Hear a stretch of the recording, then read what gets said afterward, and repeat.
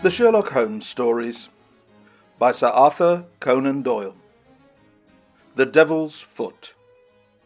Part 1. In recording from time to time some of the curious experiences and interesting recollections which I associate with my long and intimate friendship with Mr. Sherlock Holmes, I have continually been faced by difficulties caused by his own aversion to publicity. To his sombre and cynical spirit, all popular applause was always abhorrent, and nothing amused him more at the end of a successful case than to hand over the actual exposure to some orthodox official, and to listen with a mocking smile to the general chorus of misplaced congratulation. It was indeed this attitude upon the part of my friend, and certainly not any lack of interesting material, which has caused me of late years to lay very few of my records before the public. My participation in some of his adventures was always a privilege which entailed discretion and reticence upon me. It was then with considerable surprise that I received a telegram from Holmes last Tuesday — he has never been known to write where a telegram would serve — in the following terms: "Why not tell them of the Cornish horror, strangest case I have handled?" I have no idea what backward sweep of memory had brought the matter fresh to his mind, or what freak had caused him to desire that I should recount it, but I hasten, before another cancelling telegram may arrive, to hunt out the notes which give me the exact details of the case, and to lay the narrative before my readers. It was then in the spring of the year 1897 that Holmes's iron constitution showed some symptoms of giving way in the face of constant hard work of a most exacting kind, aggravated perhaps by occasional indiscretions of his own. In March of that year, Dr. Moore Agar of Harley Street, whose dramatic introduction to Holmes I may some day recount, gave positive injunctions that the famous private agent lay aside all his cases and surrender himself to complete rest if he wished to avert an absolute breakdown. The state of his health was not a matter in which he himself took the faintest interest, for his mental detachment was absolute, but he was induced at last, on the threat of being permanently disqualified from work, to give himself a complete change of scene and air. Thus it was that in the early spring of that year we found ourselves in a small cottage near Poldhu Bay, at the further extremity of the Cornish peninsula. It was a singular spot, and one peculiarly well suited to the grim humour of my patient. From the windows of our little whitewashed house, which stood high upon a grassy headland, we looked down upon the whole sinister semicircle of Mount's Bay, that old death-trap of sailing vessels, with its fringe of black cliffs and surge-swept reefs on which innumerable seamen had met their end. With a northerly breeze it lies placid and sheltered, inviting the storm-tossed craft to tack into it for rest and protection. Then come the sudden swirl round of the wind, the blistering gale from the southwest, the dragging anchor, the lee shore, and the last battle in the creaming breakers. The wise mariner stands far out from that evil place. On the land side our surroundings were as sombre as on the sea. It was a country of rolling moors, lonely and dun-coloured, with an occasional church tower to mark the site of some old-world village. In every direction upon these moors were the traces of some vanished race which had passed utterly away and left as its sole record strange monuments of stone, irregular mounds which contained the burned ashes of the dead, and curious earthworks which hinted at prehistoric strife. The glamour and the mystery of the place, with its sinister atmosphere of forgotten nations, appealed to the imagination of my friend, and he spent much of his time in long walks and solitary meditations upon the moor. The ancient Cornish language had also arrested his attention, and he had, I remember, conceived the idea that it was akin to the Chaldean, and had been largely derived from the Phoenician traders in tin. He had received a consignment of books upon philology, and was settling down to develop this thesis, when suddenly, to my sorrow and to his unfeigned delight, we found ourselves, even in that land of dreams, plunged into a problem at our very doors, which was more intense, more engrossing, and infinitely more mysterious than any of those which had driven us from London. Our simple life and peaceful, healthy routine were violently interrupted, and we were precipitated into the midst of a series of events which caused the utmost excitement not only in Cornwall, but throughout the whole west of England. Many of my readers may retain some recollection of what was called at the time the Cornish horror, though a most imperfect account of the matter reached the London press. Now, after 13 years, I will give the true details of this inconceivable affair to the public. I have said that scattered towers marked the villages which dotted this part of Cornwall. The nearest of these was the hamlet of Tredannick Wallace, where the cottages of a couple of 100 inhabitants clustered round an ancient moss-grown church. The vicar of the parish, Mr. Roundhay, was something of an archaeologist, and as such had made Holmes's acquaintance. He was a middle-aged man, portly and affable, with a considerable fund of local store. At his invitation we had taken tea at the vicarage, and had come to know also Mr. Mortimer Tregennis, an independent gentleman who increased the clergyman's scanty resources by taking rooms in his large straggling house. The vicar, being a bachelor, was glad to come to such an arrangement, though he had little in common with his lodger, who was a thin, dark, spectacled man, with a stoop which gave the impression of actual physical deformity.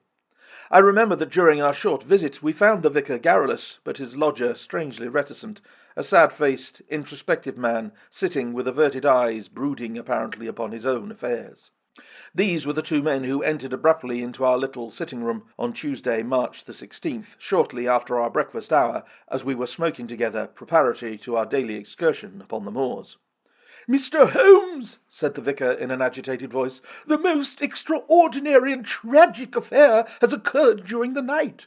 It is the most unheard-of business. We can only regard it as a special providence that you should chance to be here at the time, for in all England you are the one man we need." I glared at the intrusive vicar with no friendly eyes, but Holmes took his pipe from his lips and sat up in his chair like an old hound who hears the view hallo. He waved his hand to the sofa, and our palpitating visitor with his agitated companion sat side by side upon it. Mr. Mortimer Tregennis was more self-contained than the clergyman, but the twitching of his thin hands and the brightness of his dark eyes showed that they shared the common emotion. "Shall I speak, or you?" he asked of the vicar. "Well, as you seem to have made the discovery, whatever it may be, and the vicar to have had it second-hand, perhaps you had better do the speaking," said Holmes. I glanced at the hastily clad clergyman with the formally dressed lodger seated beside him, and was amused at the surprise which Holmes's simple deduction had brought to their faces. "Perhaps I had best say a few words first," said the vicar, "and then you can judge if you will listen to the details from Mr. Tregennis, or whether we should not hasten at once to the scene of this mysterious affair. I may explain, then, that our friend here spent last night in the company of his two brothers, Owen and George, and of his sister Brenda, at their house of Tregennick Wather, which is near the old stone cross upon the moor. He left them shortly after 10 o'clock, playing cards round the dining-room table, in excellent health and spirits. This morning, being an early riser, he walked in that direction before breakfast, and was overtaken by the carriage of Dr. Richards, who explained that he had just been sent for on a most urgent call to Tregennick Wather. Mr. Mortimer Tregennis naturally went with him. When he arrived at Tregennick Wather, he found an extraordinary state of things. His two brothers and his sister were seated round the table exactly as he had left them, the cards still spread in front of them, and the candles burned down to their sockets. The sister lay back stone dead in her chair, while the two brothers sat on each side of her, laughing, shouting, and singing, the senses stricken clean out of them. All three of them, the dead woman and the two demented men, retained upon their faces an expression of the utmost horror, a convulsion of terror which was dreadful to look upon. There was no sign of the presence of anyone in the house, except Mrs. Porter, the old cook and housekeeper, who declared that she had slept deeply and heard no sound during the night. Nothing had been stolen or disarranged, and there is absolutely no explanation of what the horror can be which has frightened a woman to death and two strong men out of their senses. There is the situation, Mr. Holmes, in a nutshell, and if you can help us to clear it up, you will have done a great work." I had hoped that in some way I could coax my companion back into the quiet which had been the object of our journey, but one glance at his intense face and contracted eyebrows told me how vain was now the expectation. He sat for some little time in silence, absorbed in the strange drama which had broken upon our peace. "I will look into this matter," he said at last. "On the face of it, it would appear to be a case of a very exceptional nature. Have you been there yourself, Mr. Roundhay?" "No, Mr. Holmes. Mr. Tregennis brought back the account to the vicarage, and I at once hurried over with him to consult you." "How far is it to the house where this singular tragedy occurred?" "About a mile." "Then we shall walk over together. But before we start, I must ask you a few questions, Mr. Mortimer Tregennis."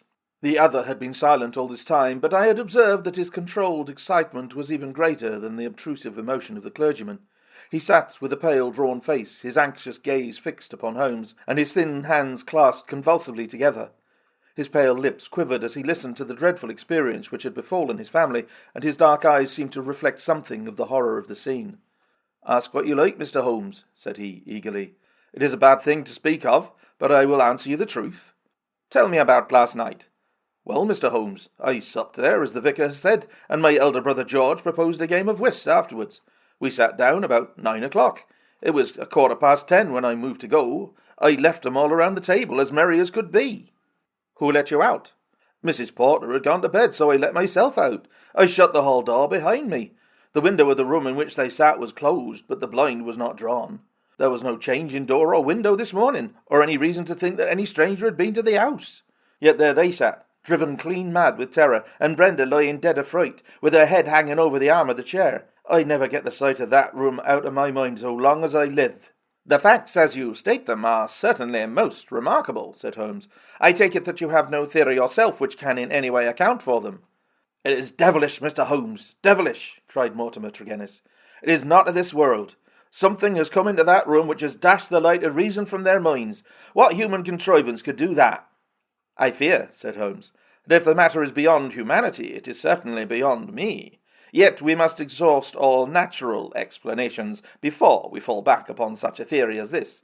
As for yourself, Mr. Tregennis, I take it you were divided in some way from your family, since they lived together and you had rooms apart.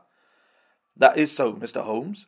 Though the matter is past and done with, we were a family of tin miners at Red Ruth, but we sold our venture to a company, and so retired with enough to keep us. I won't deny that there was some feeling about the division of the money, and it stood between us for a time, but it was all forgiven and forgotten, and we were the best of friends together. Looking back at the evening which you spent together, does anything stand out in your memory as throwing any possible light upon the tragedy? Think carefully, Mr. Tregennis, for any clue which can help me. There is nothing at all, sir. Your people were in their usual spirits? Never better. Were they nervous people? Did they show any apprehension of coming danger? Nothing of the kind. You have nothing to add, then, which could assist me? Mortimer Tregennis considered earnestly for a moment. There is one thing that occurs to me, said he at last. As we sat at the table, my back was to the window, and my brother George, he being my partner at cards, was facing it. I saw him once look hard over my shoulder, so I turned round and looked also. The blind was up and the window shut, but I could just make out the bushes on the lawn, and it seemed to me for a moment that I saw something moving among them. I couldn't even say if it was man or animal, but I just thought that there was something there. When I asked him what he was looking at, he told me that he had the same feeling. That's all I can say. Did you not investigate? No, the matter passed as unimportant. You left him then without any premonition of evil? None at all. I am not clear how you came to hear the news so early this morning. I am an early riser and generally take a walk before breakfast. This morning I had hardly started when the doctor in his carriage overtook me. He told me that old Mrs. Porter had sent a boy down with an urgent message. I sprang in beside him and we drove on. When we got there we looked into that dreadful room. The candles and the fire must have burnt out hours before, and they had been sitting there in the dark until dawn had broken. The doctor said Brenda must have been dead at least 6 hours. There were no signs of violence. She just lay across the arm of the chair with that look on her face. George and Owen was singing snatches of songs and gibbering like two great apes. Oh, it was awful to see. And the doctor was as white as a sheet. Indeed, he fell into the chair in a sort of faint, and we nearly had him on our hands as well. Remarkable, most remarkable, said Holmes, rising and taking his hat. I think perhaps we had better get down to Tredannick Water without further delay. I confess that I have seldom known a case which at first sight presented a more singular problem. Our proceedings of that first morning did little to advance the investigation. It was marked, however, at the outset by an incident which left the most singular impression upon my mind. The approach to the spot at which the tragedy occurred is down a narrow, winding country lane. While we made our way along it, we heard the rattle of a carriage coming towards us, and stood aside to let it pass. As it drove by us, I caught a glimpse through the closed window of a horribly contorted, grinning face glaring at us. Those staring eyes and gnashing teeth flashed past us like a dreadful vision. "My brothers!" cried Mortimer Tregennis, white to his lips. "They are taking them to Helston." We looked with horror after the black carriage lumbering upon its way. Then we turned our steps towards this ill-omened house in which they had met their strange fate.